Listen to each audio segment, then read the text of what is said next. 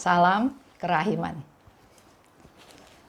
Kita bertemu lagi, khususnya kita sedang mempersiapkan diri untuk masuk ke novena kerahiman ilahi yang akan dimulai pada tanggal 10 April sampai 18 April tahun 2020 ini.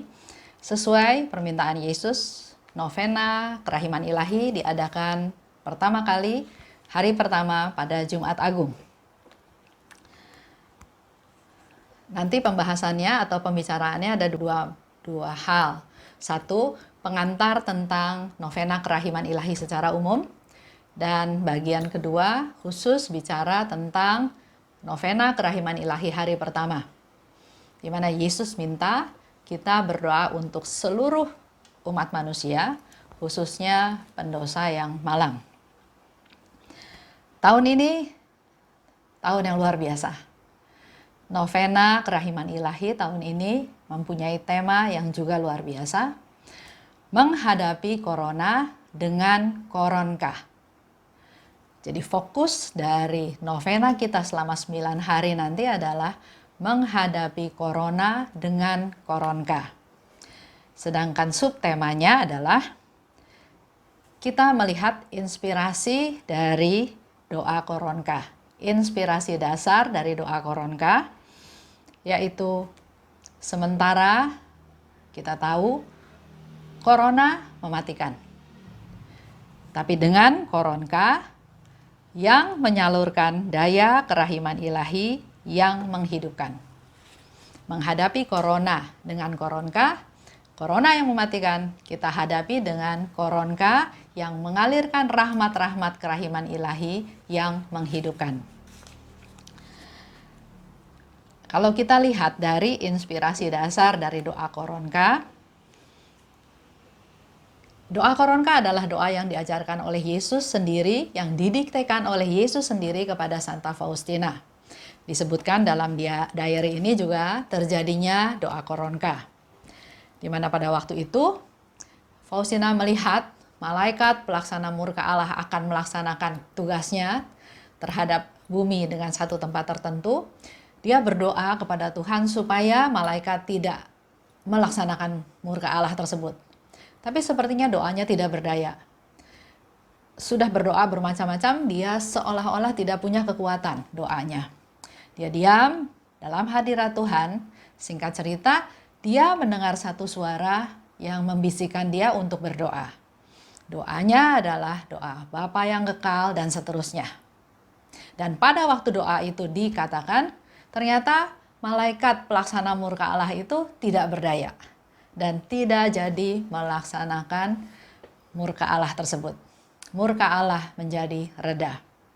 Dan keesokan harinya, waktu Faustina pergi ke kapel, dia kembali mendengar satu suara katakan bahwa doakanlah doa yang kemarin kuajarkan kepadamu.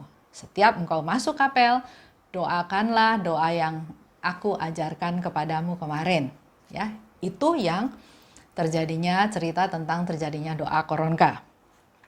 Kita coba lihat dalam doa koronkah. Dikatakan Bapa yang kekal. Jadi doa koronkah, Yesus yang ajarkan sendiri kepada Faustina bagaimana cara berdoa koronkah dengan sangat detail, dengan sangat teliti. Dan Yesus sendiri yang mengajarkan kepada kita semua bagaimana berdoa koronkah. Bapa yang kekal. Artinya, Yesus mengajarkan kita semua untuk datang kepada Bapa, menghadap Bapa, menyapa Bapa, berdoa kepada Bapa, Bapa yang kekal.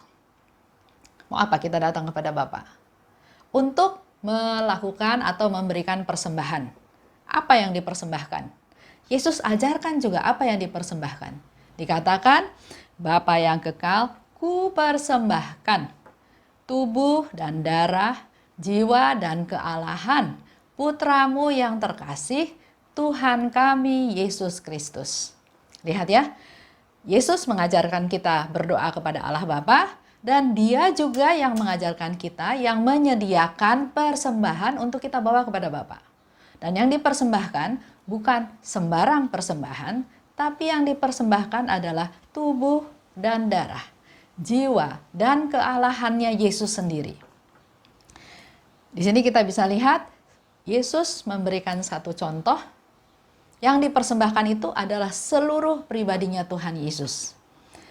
Kepribadian ilahinya Yesus dan juga kemanusiaannya Yesus. Apa tujuannya? Datang kepada Bapa, memberi persembahan, yaitu Yesus. Apa tujuannya? Tujuannya adalah untuk pendamaian dosa-dosa kami dan dosa seluruh dunia. Dosa-dosa saya dan orang yang saya doakan, kami dan seluruh dunia. Untuk apa? Ya, kita baca dulu dari Ibrani 9 ayat 14-15. Di sini dikatakan, betapa lebihnya darah Kristus yang oleh Roh yang kekal telah mempersembahkan dirinya sendiri kepada Allah sebagai persembahan yang tak bercacat, akan menyucikan hati nurani kita dari perbuatan-perbuatan yang sia-sia, supaya kita dapat beribadah kepada Allah yang hidup.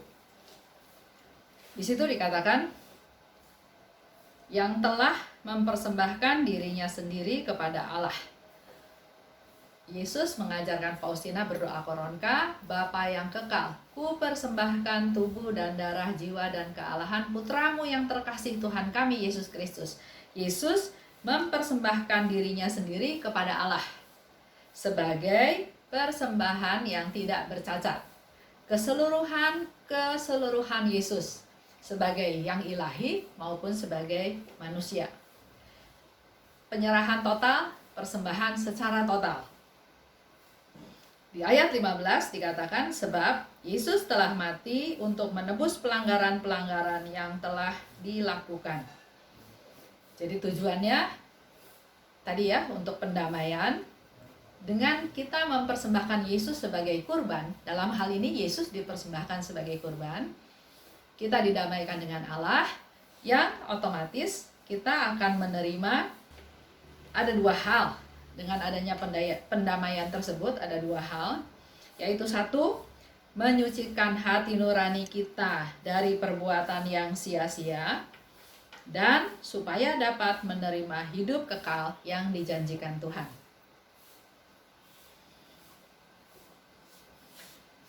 Oleh sebab itu sekarang saya mau ajak Bapak Ibu semua, umat Katolik secara umum, dan para devosan kerahiman ilahi, bersama-sama melakukan gerakan doa.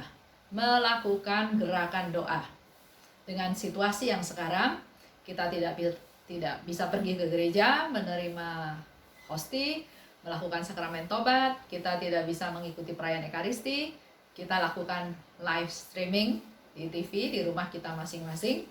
Oleh sebab itu, dengan waktu yang ada, yang sekarang Tuhan adakan, di rumah saja, kita mau melakukan satu gerakan doa namanya. Melalui novena kerahiman ilahi, kita berdoa bersama-sama. Berdoa, bergerak, bersatu di dalam Tuhan untuk melakukan novena kerahiman ilahi ini. Pertama, kita ingat ya, novena ini diminta langsung oleh Yesus kepada Santa Faustina untuk dilaksanakan pada Jumat Agung selama 9 hari berturut-turut sampai 1 hari menjelang pesta kerahiman ilahi. Dan caranya sangat sederhana, sangat simpel. Yesus nggak pernah minta yang macam-macam, nggak pernah minta yang susah, yang sulit sehingga kita tidak mampu melaksanakannya. Yang Yesus minta hanya ketulusan, kesungguhan. Yang dilakukan adalah satu, berdoa koronka, kedua, persembahkan kelompok jiwa. Bahkan kelompok jiwanya pun oleh Yesus sudah diberitahu di dalam diary ini, yang nanti akan kita lakukan bersama-sama selama 9 hari. Dan untuk kita lebih yakin, lebih semangat dalam melakukan novena kerahiman ilahi ini, saya mau ajak Bapak Ibu untuk mendengarkan dari diary nomor 1541. Di sana dikatakan, semangatilah jiwa-jiwa untuk mendaras koronka yang telah kuberikan kepadamu. Dengan senang hati, aku akan memberikan semua yang mereka minta kepadaku lewat pendarasan koronka. Dengan senang hati, Yesus ingin memberikan apa yang diminta oleh jiwa-jiwa. dan didaras lewat pendarasan koronka. Itu yang menjadi semangat buat kita semua, karena dengan senang hati Yesus akan memberikan semua yang jiwa-jiwa minta kepadaku lewat pendarasan koronka. Dan untuk hari ini, sebagai persiapan untuk besok novena Kerahiman Ilahi hari pertama, saya ingin bahas sedikit tentang apa yang diminta oleh Yesus di novena Kerahiman Ilahi hari pertama, yaitu kita diminta untuk berdoa untuk seluruh umat manusia, khususnya orang-orang berdosa yang malang. Dikatakan, bawalah kepadaku jiwa-jiwa tersebut. Sekarang kita dikasih kesempatan untuk merenung, untuk berpikir, untuk mengingat-ingat, untuk mempersiapkan diri apa yang besok kita akan bawa kepada Tuhan sebagai persembahan. Yesus minta jiwa-jiwa semua orang. Jiwa-jiwa semua orang, khususnya pendosa yang malang. Siapa? Keluarga kecil kita, keluarga besar, lingkungan, sekitar, tetangga, masyarakat, orang-orang yang mungkin tidak kita kenal, tapi kita tahu dari cerita bagaimana dia menderita, bagaimana dia sedang sakit, khususnya para penderita corona yang sendirian, yang diisolasi, yang mengalami ketakutan, kekhawatiran, juga mereka yang barangkali sudah kehilangan keluarga-keluarga yang ditinggalkan dengan begitu mendadak. Ada yang putus asa, ada yang gagal dan gagal terus, ada yang sakit, ada yang menderita, ada yang sengsara, ada yang susah karena bencana perang, karena Gunung Merapi, karena kebanjiran, karena kekeringan, karena kebakaran. Banyak sekali yang perlu kita doakan dan bisa kita doakan. Yang dibutuhkan adalah peka, lihat sekitar, siapa yang perlu didoakan. Dan kalau perlu, kita berdoa. Minta kepekaan dari Tuhan, biar Tuhan yang mendikte, yang mengingatkan kita siapa-siapa yang perlu kita bawa kepada Tuhan. Kesatu. Kedua, setelah kita bawa kepada Tuhan, Tuhan Yesus minta supaya kita benamkan mereka semua dalam samudera kerahiman Tuhan. Yang menjadi tugas kita adalah bawalah jiwa-jiwa tersebut, dan kedua, benamkanlah mereka dalam lautan kerahiman Tuhan. Di dalam diary juga Yesus berkata bahwa bila engkau sering mendoakan orang tersebut dengan mendaraskan koronka, maka tanpa kamu sadari, kamu sedang mendorong orang itu kepada Tuhan, sedang mendekatkan orang itu kepada Tuhan. Jadi tugas kita berdoa, mendekatkan jiwa-jiwa tersebut kepada Tuhan, termasuk pendosa yang malang, dan selanjutnya serahkan kepada Tuhan. Kenapa kita perlu berdoa buat mereka? Kenapa kita perlu mempersembahkan kelompok tersebut? Karena di situ dikatakan, Yesus katakan, dengan cara ini engkau akan menghibur aku dalam jurang kepedihan yang disebabkan oleh hilangnya jiwa-jiwa. Ini satu kesempatan kita menghibur Yesus. Biasanya kita yang selalu ingin dihibur oleh Yesus. Tuhan, sembuhkan saya dari sakit. Tuhan, kuatkan saya. Tuhan, kok saya mengalami ini dan itu. Tuhan, kok saya dijahatin orang. Tuhan, hibur saya. Tuhan, saya putus asa. Tuhan, saya menderita. Tuhan, saya rasa tidak mau hidup lagi. Dan seterusnya minta penghiburan dari Tuhan. Dan sekarang kita diberi kesempatan oleh Tuhan untuk menghibur dia. Karena dikatakan, engkau menghibur aku dengan cara membawa jiwa-jiwa tersebut kepada Tuhan. Karena pada saat itu Yesus sedang pedih disebabkan oleh hilangnya jiwa-jiwa. Kalau orang itu berdosa, orang itu terpisah dari Yesus, Yesus merasa kehilangan. Yesus ingin mereka kembali kepada Tuhan. Dan dalam hal ini bukan Yesus tidak bisa, tapi Yesus ingin mengajak kita semua, para sahabatnya, untuk ikut bekerja sama dengan Yesus untuk mendatangkan keselamatan untuk seluruh dunia. Luar biasa ya, Tuhan Yesus nggak melihat kita berdosa, nggak melihat kita tidak berdaya, nggak melihat kekurangan kita, tapi Dia mau ajak kita untuk ikut dalam karya keselamatannya. Jadi kembali lagi, dalam satu hari ini Bapak Ibu punya kesempatan untuk membawa jiwa-jiwa apa saja, siapa saja yang mau kita bawa kepada Tuhan. Dan setelah dibawa, besok dibenamkan dalam lautan kerahiman Tuhan. Beberapa waktu yang lalu, saya juga mendengar Bapak Paus Fransiskus mengatakan sesuatu dalam acara Urbi et Orbi pada tanggal 27 Maret. Kira-kira Bapak Paus berkata begini, kita semua sebetulnya ada dalam perahu yang sama, terperangkap dalam badai besar. Kita tidak dapat maju ke depan masing-masing menurut kemauan kita sendiri. Kita menghadapi bahaya besar, kita ada di dalam satu wadah yang sama, dan kita tidak bisa maunya sendiri. Kita harus bersatu, kita harus sepakat, kita harus bekerja sama, kita harus saling peduli, dan kita panjatkan bersama-sama. 2-3 orang berkumpul dalam nama Tuhan, Tuhan hadir. Dan apa yang sepakat diminta, Tuhan akan kabulkan. Mari dalam novena ini kita berdoa bersama-sama. Ada kebersamaan, ada kepedulian, ada kepekaan, ada kesehatian, ada kesepakatan. Dan tadi saya juga baca bahwa setelah tanggal 27, tanggal 28 di Italia mengalami mukjizat. Begitu banyak yang disembuhkan dari coronavirus, 1.400 sekian.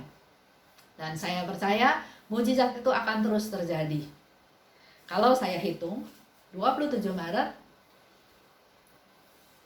tambah 16 hari, karena di situ diceritakan yang saya tahu ya, gereja sekitar tahun 1500 gereja tertentu terbakar hebat. Tapi ada salib yang tidak terbakar. Dan dengan salib tersebut juga terjadi satu mukjizat di mana ada wabah hitam yang 16 hari kemudian wabah itu lenyap. Kalau dihitung dari tanggal 27 Maret 16 hari, maka hari tersebut adalah hari Paskah. Yesus bangkit. Yesus mengajak kita semua bangkit menjadi manusia baru. Kita masuk dalam masa Prapaskah sekarang, masa rekonsiliasi, masa merubah diri, masa pertobatan, dan pada waktu Paskah kita akan mengalami kebangkitan. Bangkit bersama Tuhan. Dan 1 minggu kemudian kita akan menerima rahmat luar biasa dari Tuhan dalam pesta kerahiman ilahi. Oleh sebab itu sekali lagi saya katakan, selamat bernovena kerahiman ilahi. Kita doakan sebanyak mungkin orang yang kita bisa doakan. Kita bisa ajak juga anggota keluarga kita untuk berdoa bersama-sama. Tunggu mujizat Tuhan.